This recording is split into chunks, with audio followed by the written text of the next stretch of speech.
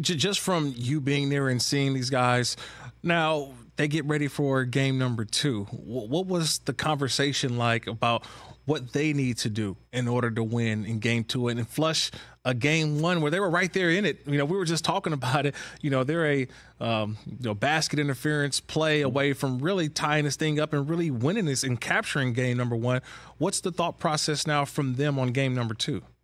Yeah, I mean, you look at it and you're right, Kirk, they were so close and they had a lot of guys that didn't play well for them in that game. And so I think there's a feeling of just get back to doing what we do best and we'll be fine. Now, remember, this team was down 3-2 to the defending champions in the last round. They were down 20 points in the third quarter to Denver, came back and won.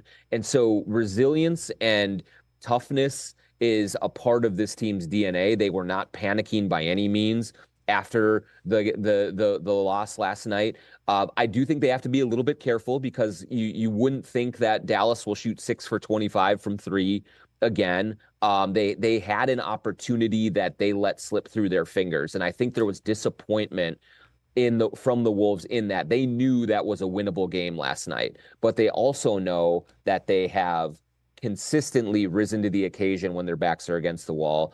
They're 5-1 on the road in these playoffs. They're not afraid about having to go to Dallas and win a game, which obviously they have to do now, having lost home court advantage. So there's definitely a calmness and a confidence in them, but certainly there has to be a sense of urgency as well. They have to come out a much better in game 2 and try and even that series. So you fall down 0-2 with 2 losses on your home court, you're in trouble.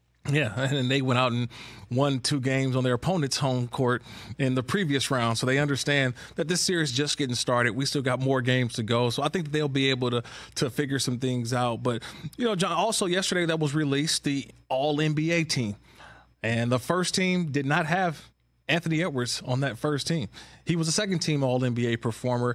Was there any thoughts that he talked about that maybe he felt like he should have been on the first team, or just excited to be labeled as one of the greats of the NBA right now currently?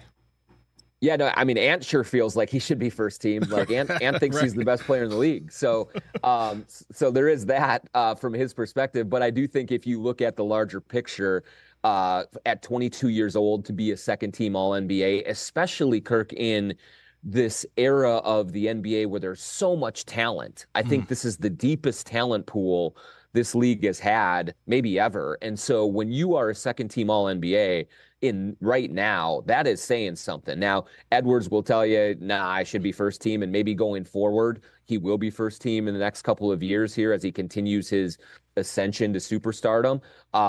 But it doesn't take away from an incredible season that he had. He came out of the Team USA experience at the World Cup and really made a leap this year, especially as a vocal leader, Kirk. The thing that stands out about him the most is, obviously super athletic. He is very productive, great defender, all of those things. But his leadership at such a young age has been really impressive. And I think that only, kind of lays out a path for him for incredible success going forward. And I'm sure he will have some first team nods on his resume eventually here.